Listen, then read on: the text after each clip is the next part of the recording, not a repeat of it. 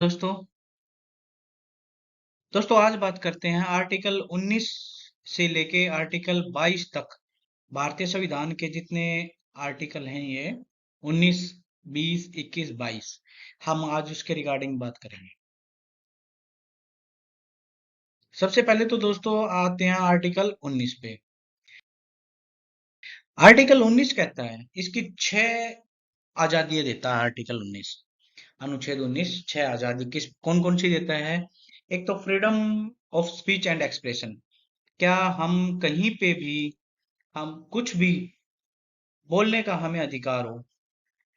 कुछ भी मतलब क्या कुछ भी, वो चीज जो दूसरों को नुकसान ना पहुंचाए, यानी freedom of speech and expression, दूसरों को नुकसान ना पहुंचाए और हम अपनी बातें रख सके, अपने विचार कहीं पे साझा कर सकें। एक तो उस चीज की गारंटी देता है आर्टिकल 19 क्लाउज 1। ठीक है ना।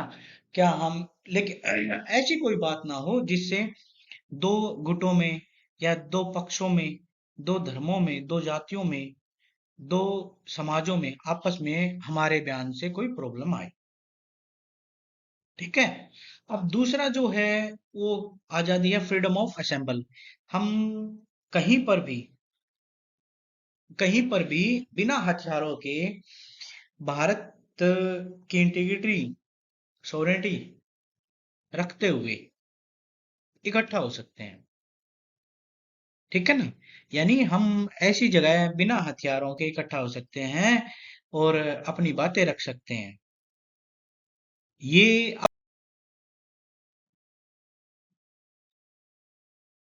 आर्टिकल 20, आर्टिकल 20 जो है वो कहता है the protection of citizens in respect of convictions for offences.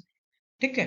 यानी ये तीन तरह की जो प्रोटेक्शन देता है स्टेट के अगेंस्ट। ठीक है। वो कैसी, एक तो रेट्रोस्पेक्टिव क्रिमिनल लेजिस्लेशन, एक डबल जियोपार्डी, और तीसरा प्रोहिबिशन अगेंस्ट सेल्फ इंक्रिमिनेशन।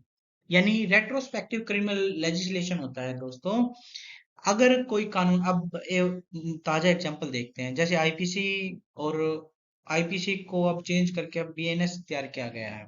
हमारे भारत में नया कानून बनाया है। तो आईपीसी में किसी ने ऑफेंस किया, ठीक है, यानी उसने ऑफेंस किया 1 जुलाई से पहले, ठीक है, तो एफआईआर दर्ज जो होगी ना, वो रेट्रोस्पेक्टिव एप्लीकेबल नहीं होगी। रेट्रोस्पेक्टिव मतलब पीछे से लागू नहीं होगी। नया कानून पीछे से लागू नहीं होगा।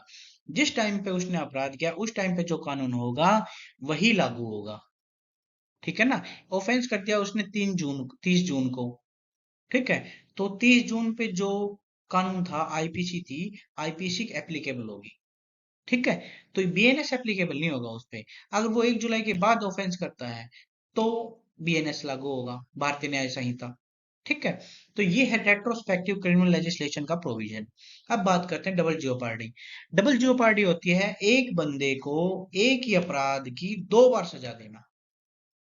ठीक है। यानी उसने कोई ऑफेंस आज कर दिया, उसकी सजा उसको 1 महीने बाद मिल गई, दोबारा 6 साल बाद उसको दोबारा उसी केस की, ऐसा नहीं होगा। उसको सिर्फ एक बार सजा मिली तो वही रहेगी।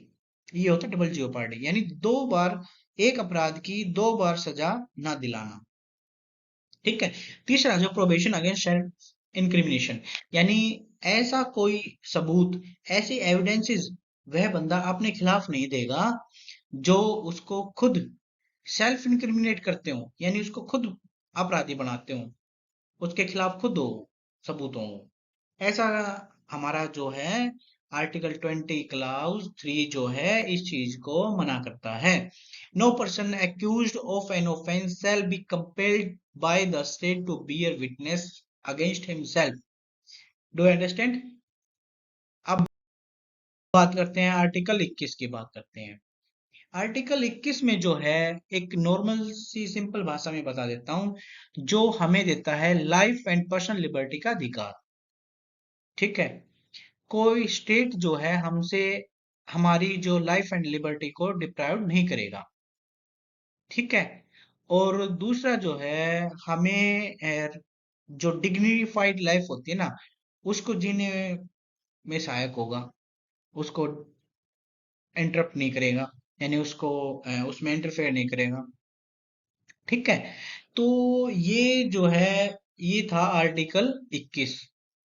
आर्टिकल 21 में सिर्फ यही नहीं है कि भाई एक अच्छी था, आर्टिकल 21 बहुत ही वाइड है। इसकी जो इंटरप्रिटेशन है विथ है, बहुत वाइड है। ठीक है। अच्छी तरह जीने का अधिकार, साफ सुथरा रहने का अधिकार, कहीं पे घूमने का अधिकार, आर्टिकल 21 में सभी आर्टिकल्स आ जाते हैं। ठीक है। जो फंडामेंटल राइट्स के रिगार्डिंग होते हैं। ठीक है। जैसे कि जैसे एक अपना जो आधार कार्ड के रिगार्डिंग एक केस था, उसमें भी बताया था, क्या जो आर्टिकल 21 में जो आधार कार्ड के रिगार्डिंग हम अपनी डिटेल्स देते हैं, वो आर्टिकल 21 का वायलेशन है। और हमें हर जगह आधार कार्ड ना देना पड़े, इसलिए वो था। नाम केस का नाम मुझे अब ध्यान नहीं है।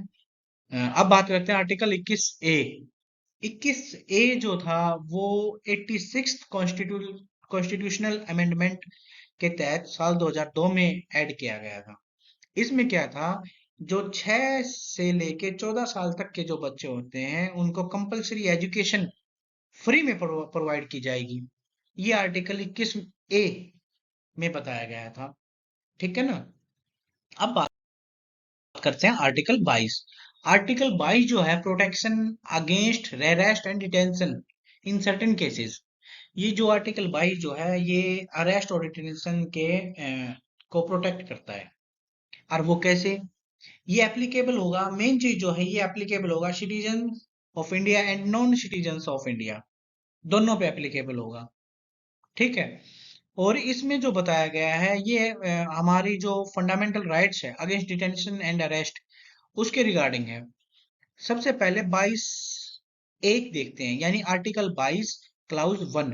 Any person who is in custody has to be informed as to why he has been arrested. या उसका जब उसको अरेस्ट किया जाएगा तो पुलिस उसको बताएगी कि उसको अरेस्ट क्यों किया गया है।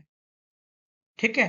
और उसको एक एडवोकेट से कंसल्ट करने, जो उसका जो एडवोकेट होगा उससे कंसल्ट करने के लिए उसको टाइम दिया जाएगा। अब आ जाओ आर्टिकल 22 क्लाउज 2। इसमें जो है, उस अरेस्ट किए हुए व्यक्ति को 24 घंटे के अंदर अंदर जुडिशियल मैजिस्ट्रेट के पास पेश किया जाएगा।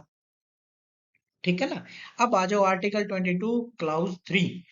इसमें जो है, किसी भी आदमी को मोर देन कस्टडी में ना रखा जाएगा। कितने दिन की, जो कि जुडिशियल मैजिस्ट्रेट प्रोवाइड के करेगा। यानी जुडिशियल मैजिस्ट्रेट जो कस्टडी प्रोवाइड करेगा ना, उससे ज्यादा उसको नहीं रखा जाएगा। No individual who has been arrested can be kept in custody for more than the period determined by the judicial magistrate. उसको नहीं रखा जाएगा। ठीक है ना। तो ये जो था, मैंने आपको